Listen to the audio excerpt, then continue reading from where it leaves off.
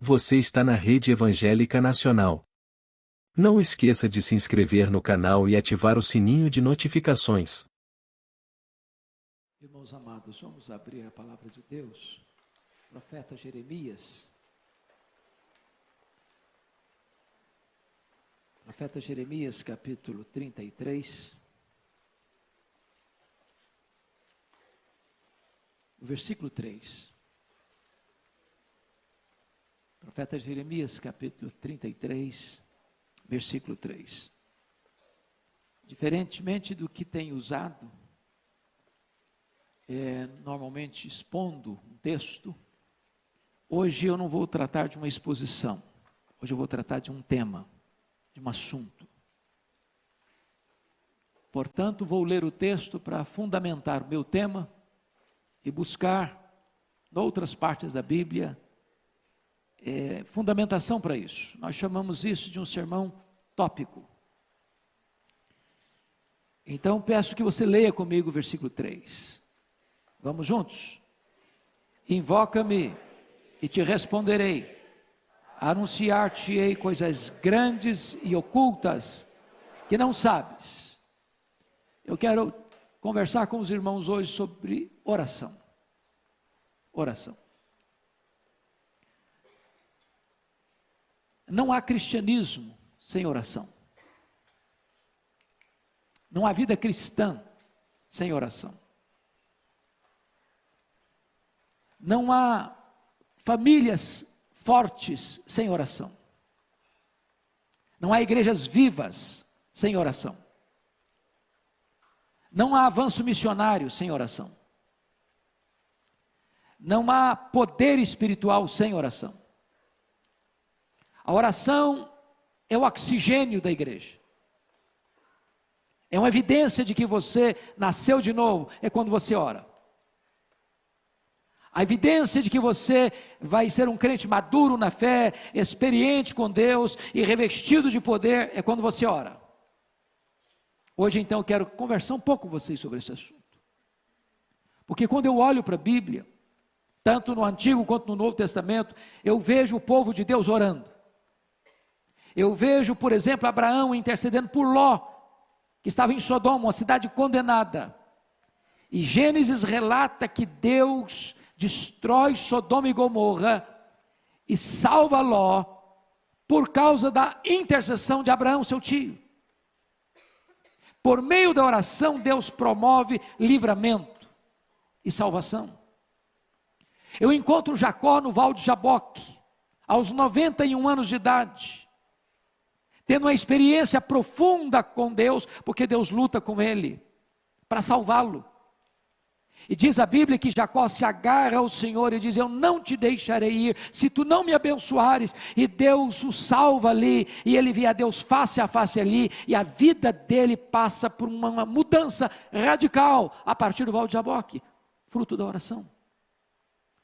Eu vejo Moisés em Cades Barneia, no momento decisivo da história do povo de Israel, quando a ira de Deus se acendeu contra aquele povo rebelde no deserto, e diz a Bíblia que Deus se propõe a criar uma nova nação por meio de Moisés, e Moisés se coloca na brecha em favor do povo e diz: Senhor, perdoa o pecado desse povo, ou risca o meu nome do livro que escreveste, e Deus ouve a oração de Moisés e poupa aquela nação.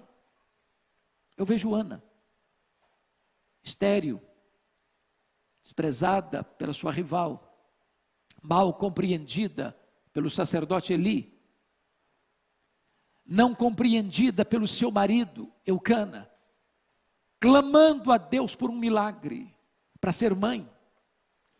E diz a Escritura que Deus abriu a sua madre, que ela concebeu, que ela deu à luz a Samuel, o maior profeta, o maior sacerdote, o maior juiz daquela geração, fruto da sua oração.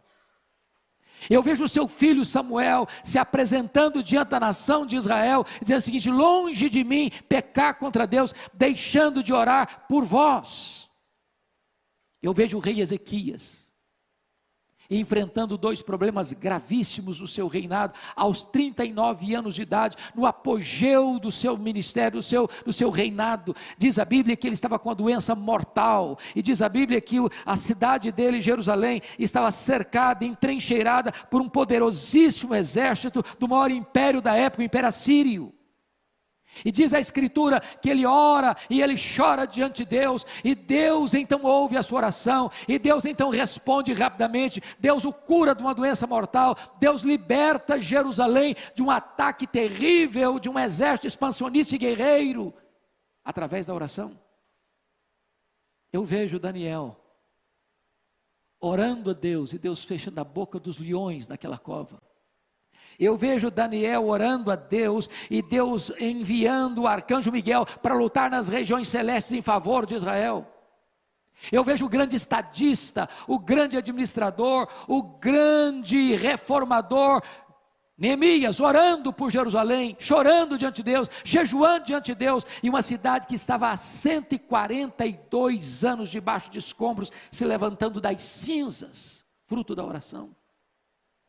Eu vejo o próprio Jesus, o Filho de Deus, lá no Jordão, no momento do seu batismo, orando ao Pai, o céu se abrindo, o Espírito Santo descendo sobre ele, e eu vendo ali Jesus sendo capacitado com o poder do Espírito Santo para dar início ao seu ministério, e ele vai ser um homem de oração. Ele ora no deserto, ele ora nas noites, nos ermos daqueles desertos da Judéia, ele ora no Getsemane, ele ora na cruz, e hoje ele está no trono orando e intercedendo por você e por mim. Eu encontro na Escritura o apóstolo Paulo orando, logo depois da sua conversão. Eu encontro este homem orando em noites de vigília, eu encontro este homem orando na praia, eu encontro este homem orando nos desertos, eu encontro este homem orando nas sinagogas, eu encontro este homem de joelhos, dizendo: por esta causa eu me ponho de joelhos. O maior teólogo da história da igreja cristã, um homem de oração, comprometido com oração. Eu vejo Cornélio, um soldado gentio, orando a Deus, sem uma compreensão clara ainda do que é a fé cristã, não salvo ainda, mas orando. E a Bíblia diz que as suas orações subiu até Deus, as suas esmolas subiram até Deus, e ele então é orientado a buscar Pedro, que estava em Jope, para vir à sua casa, vir à sua família, para pregar para ele e a sua família o evangelho, e toda a sua casa é convertida, e toda a sua casa é batizada, e uma obra nova se inicia entre os gentios, a partir da família de Cornélio, fruto da oração. Eu vejo Lídia, uma empresária da cidade de Tiatira, morando na cidade de Filipos, tendo na sua casa uma reunião de oração. E a partir da sua casa e a partir daquela reunião de oração, uma igreja é estabelecida na Europa pela primeira vez, por causa de uma reunião de oração. Eu vejo a mulher Cirofenícia, com a filha endemoniada, rogando a Jesus: Senhor, socorre-me, tem compaixão de mim, porque o sofrimento da sua filha era o sofrimento da própria mãe, e então, resultado da oração daquela mulher, sua filha é liberta, a sua filha é curada. Eu vejo os discípulos de Jesus, no cenáculo, orando todos, unânimes, aguardando a promessa do Pai, o derramamento do Espírito. O Espírito Santo desce no Pentecoste para permanecer para sempre com a igreja, para revestir a igreja de poder, para o louvor da glória de Deus, avançando 10 dias, todos unânimes, em perseverança, e de repente, depois de 10 dias de oração, até chegar aos nossos dias, até chegar a você e a mim, eu encontro, irmãos, os crentes, ao longo dos séculos orando, os pais da igreja orando, os pré-reformadores orando, os reformadores orando, os puritanos orando, os missionários orando, os avivalistas orando, esta igreja orando, você e eu orando, porque se você é de Deus, você é alguém comprometido com oração. Então, pensando nisso, eu gostaria de destacar algumas lições. Primeiro, a igreja cristã recebe poder, o poder do Espírito Santo, por meio da oração. Irmãos, nós precisamos desse poder. A igreja cristã não pode viver uma vida de santidade, e a igreja cristã não pode avançar na obra missionária, a não ser através do poder da oração. A obra missionária começa com os joelhos que oram. A obra missionária começa com os bolsos que contribuem. A obra missionária começa com os pés daqueles que vão, mas tudo começa com oração. Evidência disso, Atos 1,14. Quando Jesus foi assunto aos céus, ele disse para os seus discípulos: permanecei na cidade, até que do alto sejais revestidos de poder. Esta é a ordem. A igreja deve fazer a obra, mas antes de ir fazer a obra, a igreja precisa de revestimento de poder, e revestimento de poder só se recebe por meio da oração. Então eles perseveram, então eles oram, então eles unanimemente clamam a Deus, e diz a Escritura que como resultado dessa oração, o Espírito Santo é derramado. A igreja é cheia do poder, e a igreja avança na sua grande empreitada missionária. Eu vejo Atos 6,4, os apóstolos tomando a mais importante decisão, talvez do livro de Atos. A igreja tinha sido perseguida e enfrentado a perseguição com oração. A igreja tinha enfrentado o problema daquele casal hipócrita dentro da igreja, Ananias e Safira, com a infiltração do inimigo no meio da igreja. A igreja enfrenta e discerne isso com oração. A igreja agora está enfrentando um outro problema, um problema social dentro da igreja. As viúvas dos helenistas estão sendo esquecidas na distribuição das necessidades diárias que elas tinham. E diz a Bíblia que os apóstolos, em vez de se redobrar ainda mais para servir as viúvas, ou em vez de, não, o povo reclama mesmo, eles tomaram a decisão: vamos consagrar homens cheios do Espírito Santo, cheios de sabedoria, cheios de fé, para esse ministério da diaconia nas mesas. Quanto a nós, nos consagraremos à oração e ao ministério da palavra. Eu não sei se você já perguntou por que Deus colocou nessa ordem, não o ministério da palavra e da oração, mas ao ministério da oração e da palavra. Por que Deus fez isso? Oração e ministério da palavra, em vez de ministério da palavra e oração. Por que a oração vem primeiro? Essa pergunta já foi feita tantas vezes, os exegetas já examinaram isso tantas vezes, os estudiosos já debruçaram sobre esse assunto tantas vezes, e para mim, a melhor e mais sábia resposta desse assunto vem de um irmão que já pregou no púlpito dessa igreja, um professor coreano, que ele disse o seguinte: Deus valoriza tanta pregação da sua palavra, Deus dá tanto valor à sua palavra, a palavra tem tanta primazia, ela tem tanta supremacia na igreja, que Deus colocou a oração primeiro. Porque se você e eu não orarmos, não haverá virtude nem poder do Espírito Santo para pregarmos a palavra de Deus. Os apóstolos entendem, vamos nos consagrar à oração e ao ministério da palavra. Mas em segundo lugar, irmãos, a oração é a base para o avivamento da igreja.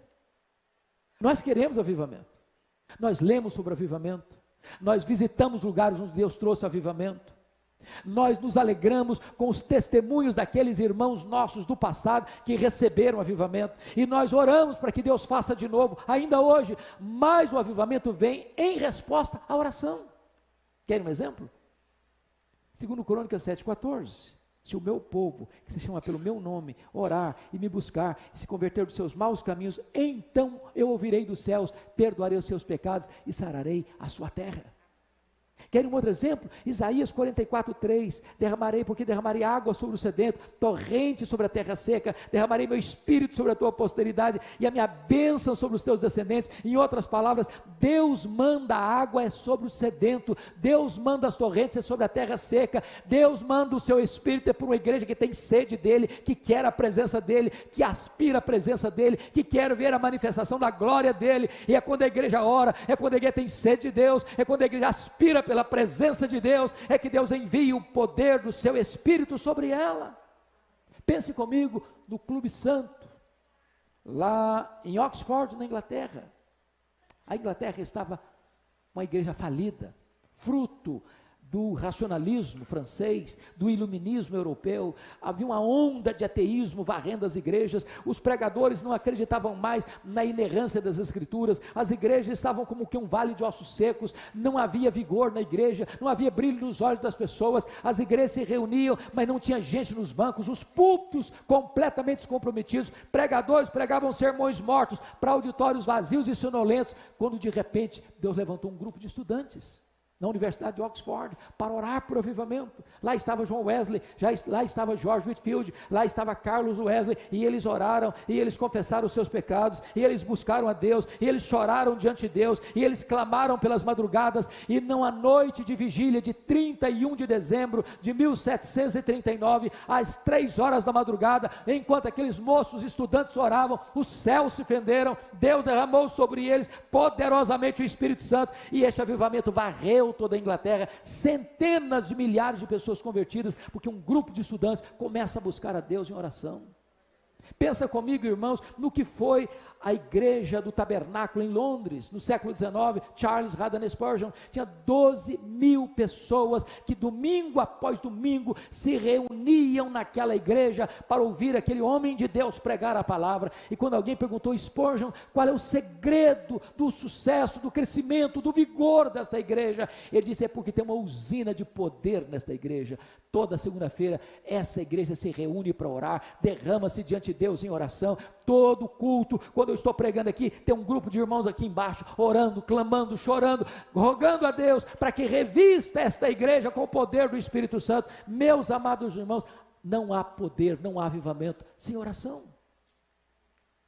Eu tive o privilégio de visitar Quacis-Abantu, na África do Sul, onde houve um dos grandes avivamentos deste século passado, 1966, e eu confesso aos irmãos que eu nunca vi, foi a experiência mais marcante da minha vida, no que tange a ver um sinal de avivamento. Nunca vi tanto ambiente de santidade, de beleza, da graça de Deus, como vi naquele local. Mas como é que começou? Com oração, com choro pelo pecado, com clamor à presença de Deus, até que o Espírito Santo foi derramado, copiosamente, e os cativos foram libertos, e os enfermos foram curados, e os feiticeiros iam correndo, chorando, confessando os seus pecados. Eu vi ali um templo para 15 mil pessoas, numa fazenda, com 3 cultos por dia, e caravanas do mundo inteiro vendo ver o que Deus estava fazendo ali, fruto da oração. Mas em terceiro lugar, a oração, irmãos, é a base para a restauração de uma nação. Leia a história, e você verá isso. E eu vou lhes dar um exemplo. Acho que todos vocês já ouviram falar de Edwin Orr. Edwin Orr talvez seja o homem que mais estudou sobre avivamento no século passado. Esteve aqui no Brasil, no centenário da Igreja Presbiteriana. Este homem escreveu vários livros sobre avivamento. Num dos seus livros, ele relata a crise financeira e econômica que se abateu sobre os Estados Unidos nos idos de 1850. Naquela época, os bancos estavam falidos. Naquela época, os empresários entraram em crise. Naquela época, as estradas de ferro também faliram. As fábricas fecharam as suas portas. Milhões e milhões de trabalhadores desempregados. Como é que aquela crise foi superada? Como é que aquele povo se ergueu? E Edwin Orr começa a fazer uma relação muito estreita com a oração que começou a surgir naquele país. E ele relata que no dia 1º de julho de 1857, um homem chamado Jeremias Lampier, um homem de negócios, assumiu o posto de missionário urbano em Nova York. A sua denominação estava perdendo milhares e milhares de membros todos os anos. E então ele imprimiu um folheto e distribuiu esse folheto na cidade de Nova York. E ele convoca então homens, comerciantes, falidos, gente que estava passando tanta amargura e tanta angústia para vir orar no hotel onde ele estava hospedado, no dia 23 de setembro de 1857. Na primeira semana, tinha 6 homens orando uma vez por semana com ele. Na segunda semana, 40 homens vieram orar com ele naquela sala de hotel.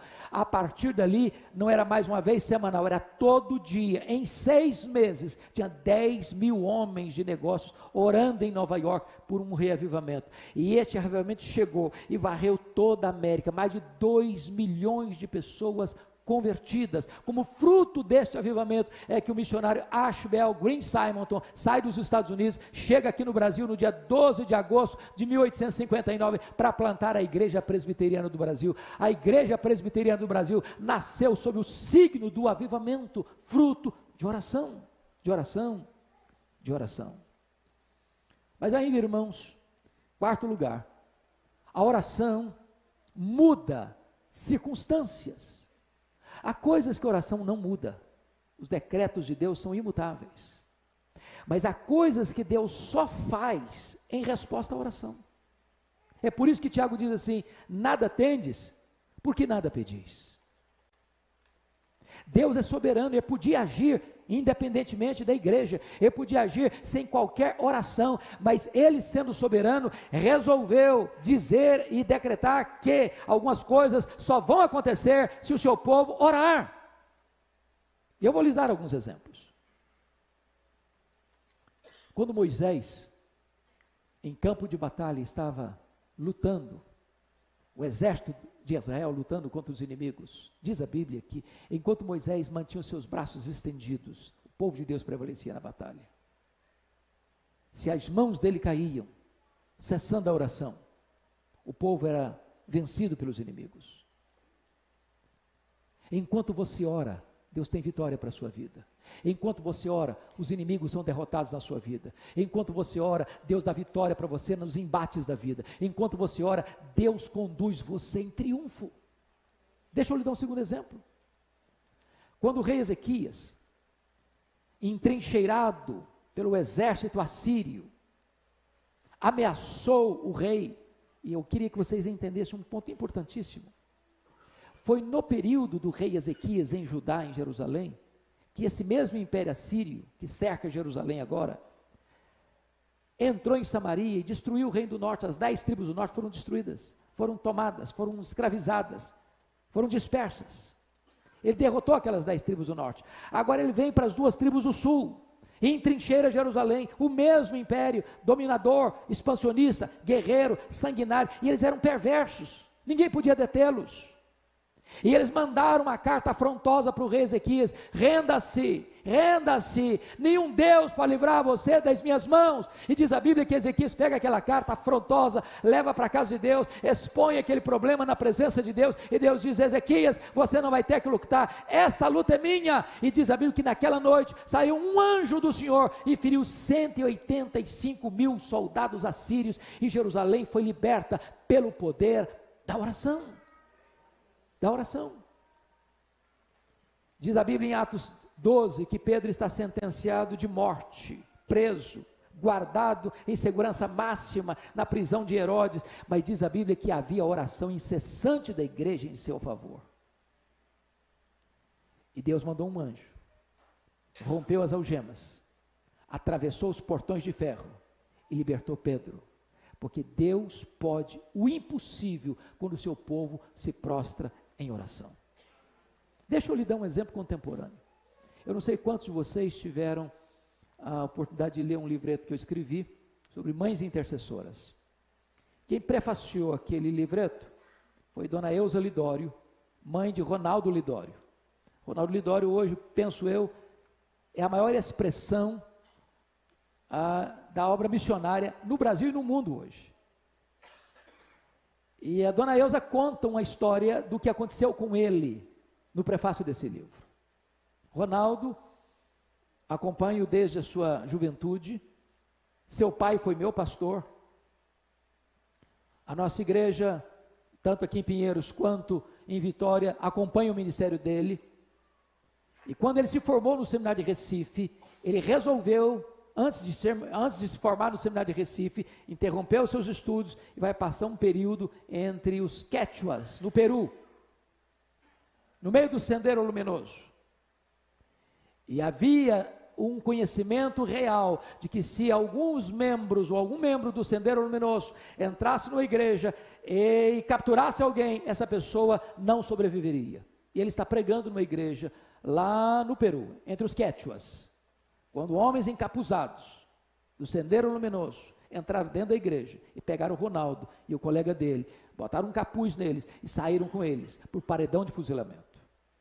E o Ronaldo narra, e a dona Elza conta essa história, que enquanto está sendo levado, o coração dele está muito angustiado. Ele diz: meu Deus, eu estou angustiado, eu não estou preparado para morrer. Se eu não estou preparado para morrer, Senhor, então também eu não estou nem preparado para a tua obra. Então, se o Senhor me quer que eu morra, então o Senhor me dê paz para morrer. E se o Senhor me dê paz para morrer, eu quero dedicar-me ainda mais à obra missionária. E ele foi levado para o paredão. Quando ele estava no paredão para ser fuzilado, chega um carro fazendo muito barulho, e alguém fazendo muito barulho, e ele não entende o que estão falando, e pegam o Ronaldo e arrancam dali. Seu colega é fuzilado, ele é poupado. Mas dona Elza conta que naquela madrugada, naquela noite, enquanto essas coisas estão acontecendo, ela sentiu um grande peso no coração. E ela se levantou da sua cama com esse peso. Meu Deus, eu não sei o que está acontecendo. Me dê discernimento. E ela não sabia o que estava acontecendo. Ela disse: meu Deus, se isso tem a ver com o meu filho que está lá, então o Senhor põe os teus anjos acampados ao redor dele. Então o Senhor o proteja, Senhor. E naquele momento em que ele está sendo liberto do paredão do fuzilamento, tem uma mãe orando de joelhos pelo seu filho. Deus é o Deus que responde a oração. Deus é o Deus que traz livramento em resposta à oração. Mas em quinto lugar, irmãos, a oração nos capacita a enfrentar também os grandes dramas da vida. Eu não sei que tipo de drama você está enfrentando, que tipo de luta você está enfrentando, que tipo de decisão importante na vida você tem que tomar. Deus responde e traz livramento e portas abertas para você em resposta à oração. Está lá no Salmo 50, versículo 15. Invoca-me no dia da angústia, eu te livrarei e tu me glorificarás. Eu vejo Davi, essa é uma das cenas mais lindas da Bíblia. Davi está exilado em território filisteu. Seu sogro, rei Saul, quer matá-lo.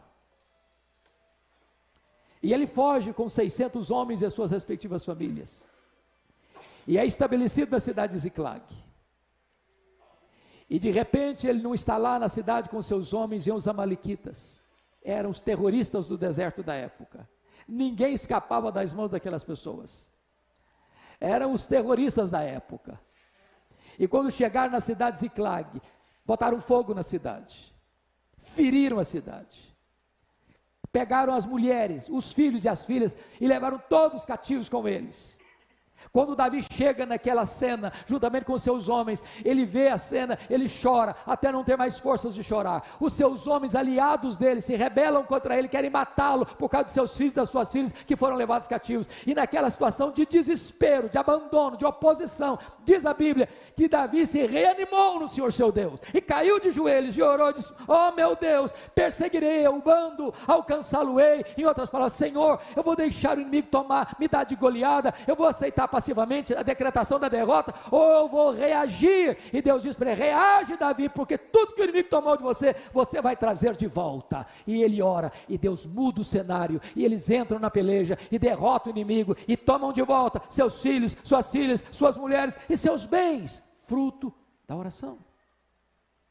Mas deixa eu lhes dar um exemplo mais contundente, o exemplo de Jesus. Diz a Bíblia que quando Jesus entrou no Getsêmani,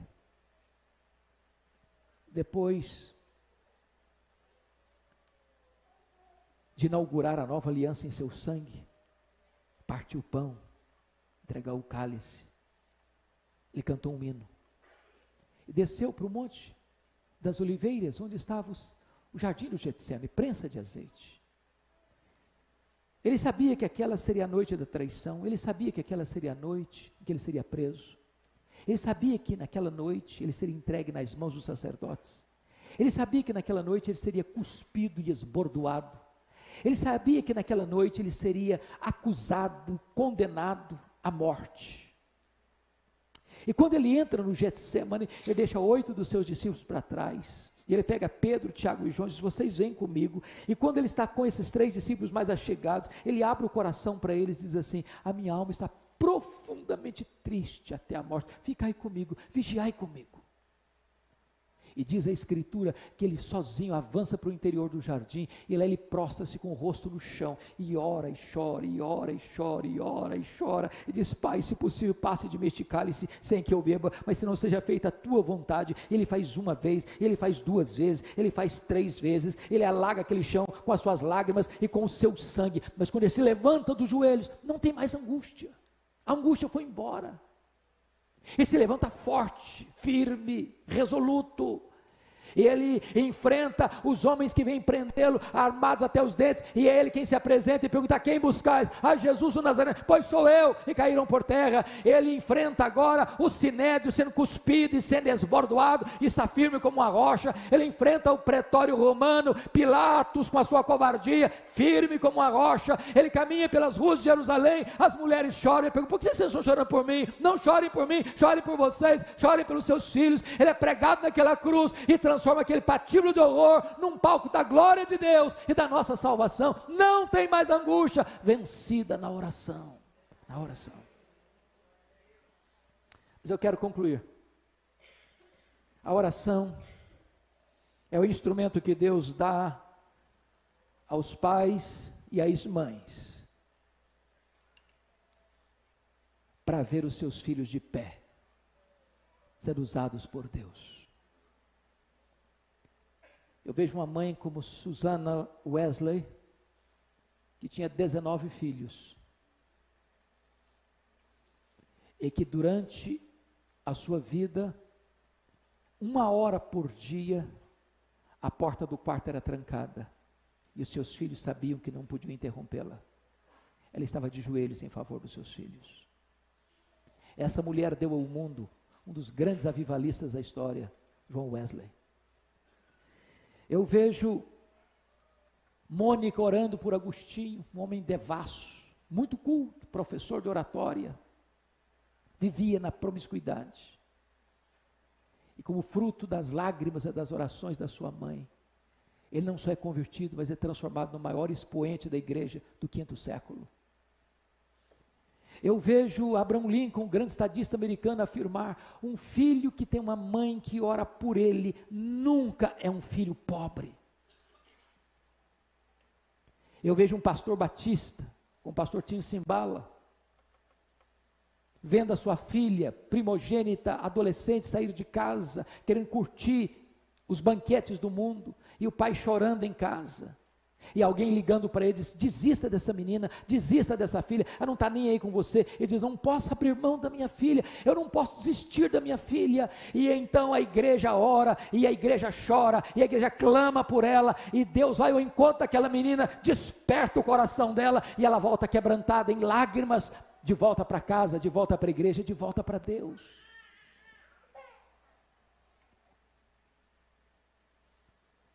Mas eu queria concluir dizendo para vocês algo que me é muito caro.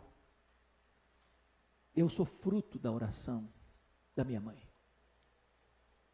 Alguns de vocês sabem disso. A minha mãe estava grávida do seu último filho, estado adiantado de gravidez, morando numa região rural, onde não tinha médico, não tinha hospital, não tinha estrada, não tinha carro. E ela ficou gravemente enferma. Naquela época, se alguém tinha que sair de casa para buscar recurso, numa situação dessa, se ser transportado numa padiola, um lençol amarrado num varal. Meu pai sabia que ela não suportaria uma viagem de 40 quilômetros nessa padiola. Mandou chamar o médico, ele veio, examinou e disse: essa mulher não vai sobreviver. Ela está muito fraca. A criança no ventre dela está em agonia de morte. E o médico disse: a única chance dessa mulher sobreviver é sacrificar a criança. Se não sacrificar a criança, a mãe morre junto com a criança. Quando esse dilema foi apresentado à minha mãe, ela tomou outra decisão. Ela disse: eu não abro mão desse filho. Estou pronta a morrer com ele. Eu estou pronta a morrer por ele, mas eu não desisto dele. E ela, que era uma mulher rural, simples, praticamente analfabeta, caiu de joelhos, diz: meu Deus, se tu poupares a minha vida, se tu poupares o meu filho, eu quero consagrar esse filho para ti, para ser um pastor, para ser um pregador do evangelho. Deus ouviu a minha mãe. E eu nasci. Nasci na roça. Fui calçar meu primeiro par de sapatos com 8 anos de idade. Saí de casa com 12 anos, na carroceria de um caminhão, para estudar. Morando num barraco de tábua, dentro de um mangue, do lado de um prostíbulo. E a minha mãe nunca me contou esse propósito com Deus, porque não queria que eu fosse influenciado para o seminário. Meus sonhos eram outros. Até o dia que Deus botou a mão sobre mim, me chamou para o ministério. E eu entendo, irmãos, que não tem nada mais sublime neste mundo do que ser pastor, e ser pregador do Evangelho. Se eu tivesse 10 vidas, gostaria de usá-las todas para a obra de Deus. Mas uma coisa me marcou profundamente, pastor Ival, no final da vida da minha mãe.